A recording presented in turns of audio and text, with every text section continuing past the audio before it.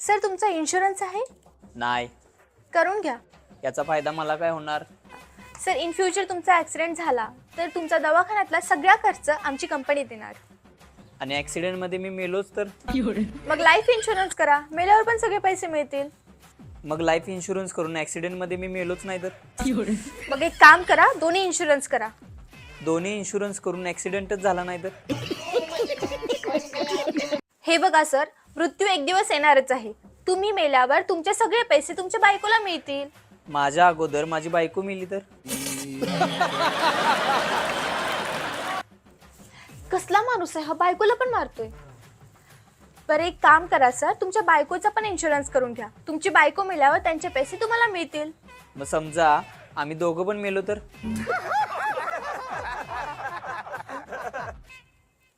Sir थोडा विचार करा, तुम्ही मेल्यावर तुमच्या बायकोला कोण सांभाळणार? माझं मोठं पोरग. सर एक काम करा, मला तिकडून तुम्ही ब्लॉक करून टाका.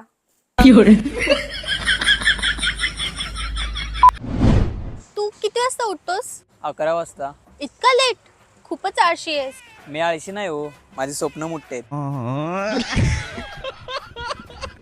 बरं तू लग्न कधी करणार आहेस? साखरपुडा झाल्यावर.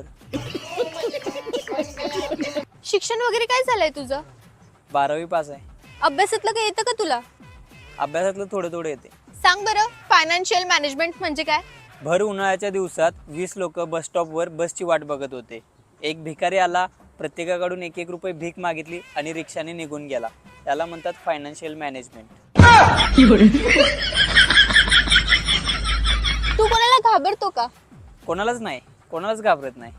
काल सापाला मी असं हातानं तोडलं, ते काहीच नाही. वाघाला तर असं मधनं फाडलं आणि जिरापाला कानपण मारली. अरे बापरे. मग काय, मला खेळण्याच्या दुकानातनं बाहेर काढलं.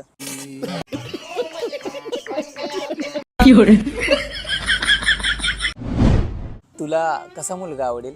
मला कष्टाळू आणि अभ्यासू मुलं आवडतात. कष्टाळू आणि अभ्यासू? मी लई कष्ट घेतले. माझी परिस्थिती नव्हती.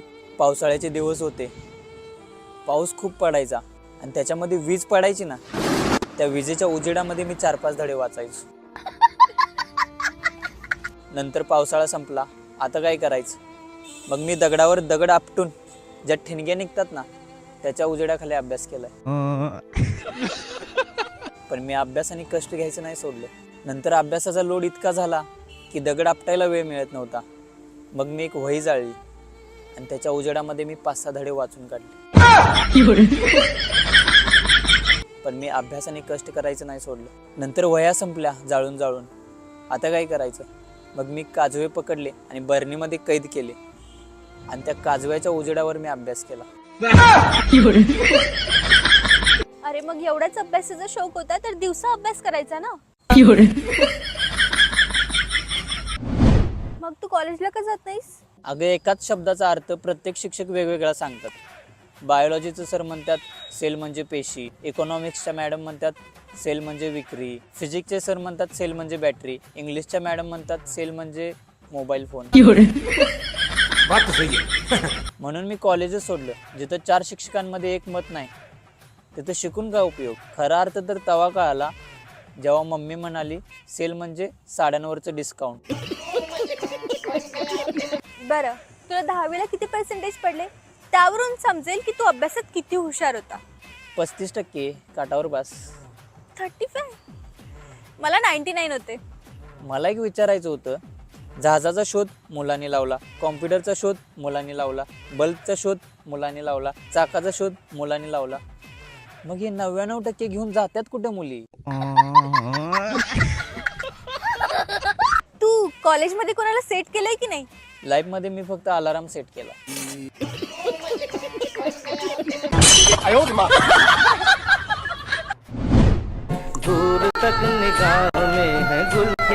अरे आमच्या गणिताच्या मॅडम. नमस्कार मॅडम. नमस्कार. नमस्कार. अरे तू इथे राहतो? हो इथेच राहतो. बरं इथे भाजी मंडी कुठे आहे जवळपास? मी आता इथे राहायला आले. इथलं काय माहित नाही ना.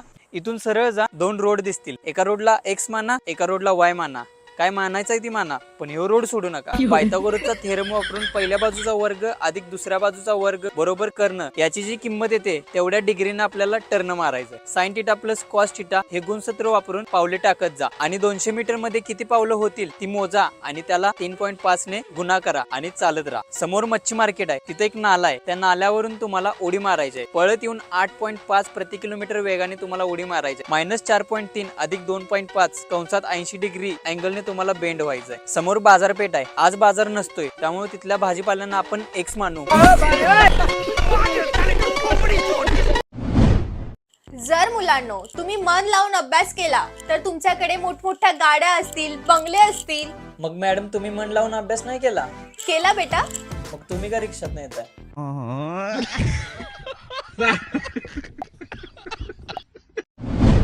बोल मुली, तुझी काय समस्या आहे?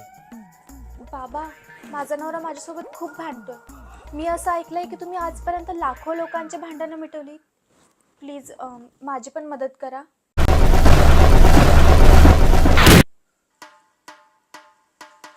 हा घे मनी. जेव्हा तुझा नवरा कामावरून घरी येतो तेव्हा हा मनी तू तुझ्या दाढेखाली दाबून धरायचा. दाताखालून मनी बाहेर आला नाही पाहिजे, नाहीतर भांडण होत. 7 दिवसानंतर. थँक्यू बाबा, या जादुई मणीचा खूप फायदा झाला. या 7 दिवसामध्ये आमचे एक पण भांडण नाही झाले. फायदा जादुई मनीचा नाही तर तोंड बंद ठेवण्याचा झालाय. एवढं